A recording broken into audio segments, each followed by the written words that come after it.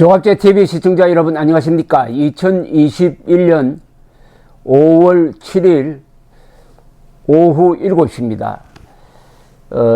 지난 한 70년 동안 1948년 8월 15일 대한민국이 건국된 이후에 경상도가 한 역할, 경상도 출신 대통령이 한 역할, 경상도 사람들이 한 역할을 요약을 하면은 공산당과 싸우고 자유를 지켜냈습니다. 자유민주주의를 지켜냈습니다.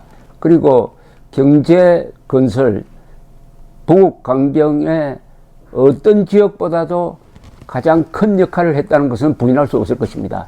몇 가지 사례를 들면은 1950년 대한민국의 한 80%가 적화되었을 때 경상도가 낙동강 방어선을 구축을 해가지고 한 2달 정도 대한민국을 지켜내는 사이에 미군이 반격을 할 수 있는 시간을 벌었습니다. 국군과 미군이. 이 낙동강 전선 사수는 경상도 사람들이 중심이 돼서 한 겁니다. 그때 경상도에서 학도병들, 소년병들까지 많이 자원했습니다. 소년병 전사자가 한 2,500명 됩니다. 이스라엘보다 아마 더 많을지 모르겠습니다. 그런데 한국에서는 이 소년병을 무시하고 있습니다.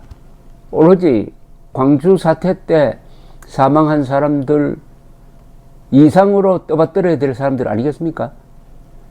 그리고 국내에서 권위주의적인 정권이 등장하면은 경상도 사람들이 들고 일어났습니다. 바로 이승만, 그 위대한 이승만 대통령을 물러나게 한 마산어거, 그것이 부산으로 옮겨서 결국 4.19로 커졌습니다. 그리고 같은 경상도 출신이지만은 박정희 대통령이 말년에 장기 집권의 부작용을 보이니까 부마 사태를 통해서 박정희 대통령의 종말을 끌어낸 게 또 부산 사람들이었습니다. 또 전두환 정권에 대항해가지고 1985년 2.12 총선에서 선거 이변을 일으킨 그 중심에 바로 부산이 있었습니다. 이런 식으로 부산 사람들은 공산당과 싸우고 그리고 권위주의 정부와 싸워서 자유를 지켜낸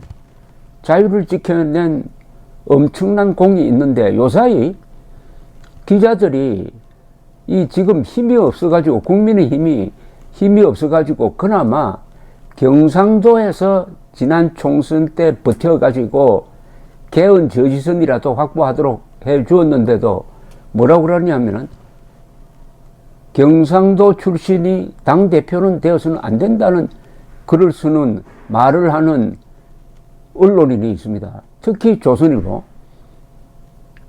영남당이란 말을 써요. 도로 영남당.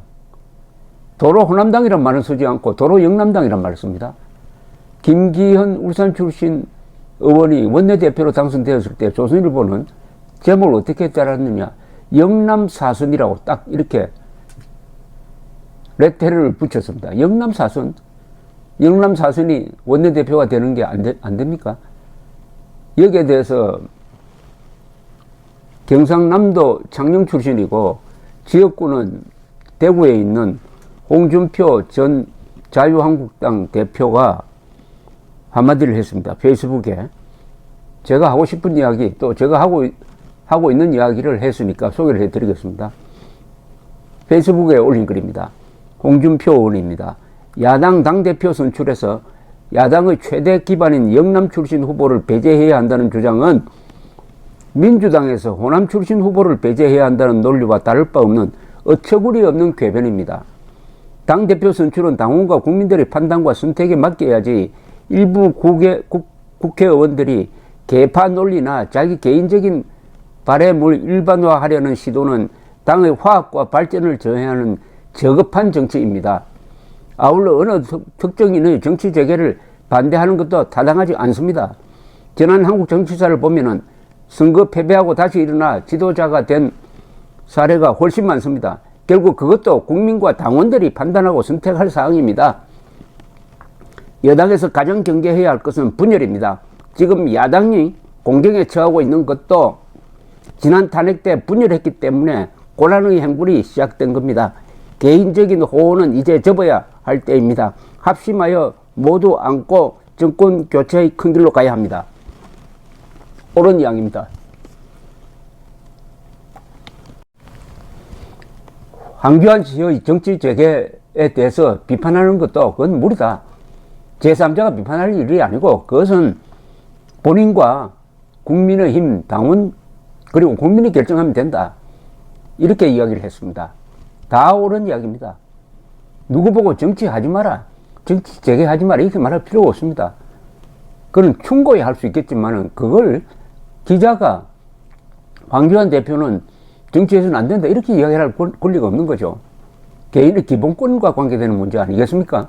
그런데 이 국민의힘이 참 웃기는 사람들이 있는 게 이 좌익들이 만들어낸 이 문재인 정권이 만들어낸 일부 기회주의적 언론이 만들어낸 영남당이란 요 프레임을 가지고 가서 특히 초선 의원들 중에서 영남 출신 원내대표, 영남 출신 당대표는 안 됩니다라는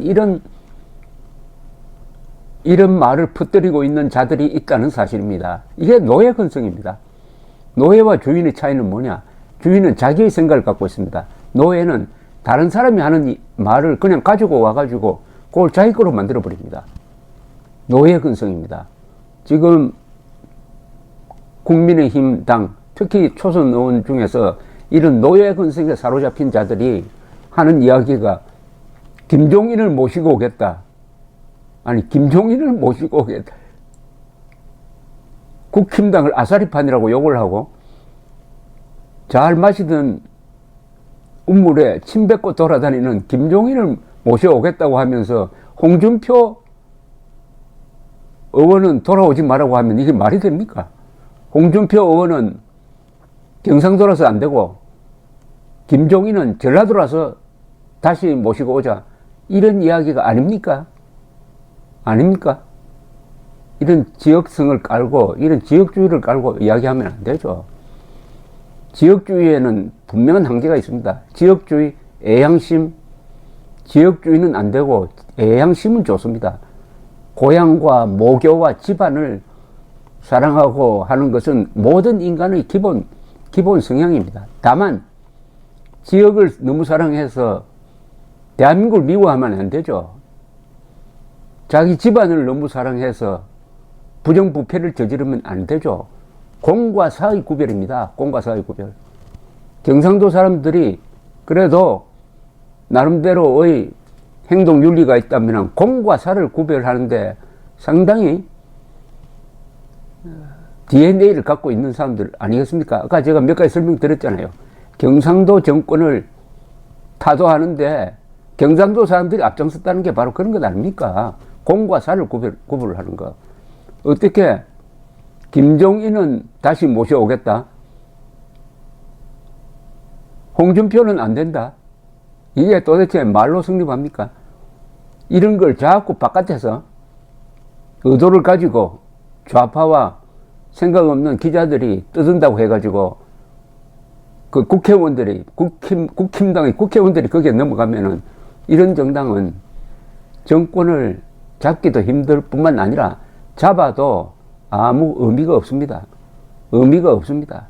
이명박 대통령이 광우병 사태 때 좌파를 쓸어버릴 이 반역적 좌파를 쓸어버릴 결정적 기회를 잡고도 거기에 굴복했던 것 그리하여 청와대 뒷동산에 올라가지고 아침 이슬을 들었다는 이런 고백까지 하는 그 순간에 이미 이명박 정권이 기가 꺾여가지고 이명박 정권의 역사적 임무인 종북 좌익 세력 청소를 못했다가 결국 자기가 당한 것 아닙니까? 지금 국민의 힘이 그 길을 걷고 있지 않느냐 하는 조바심에서 제가 말씀드린 겁니다. 감사합니다.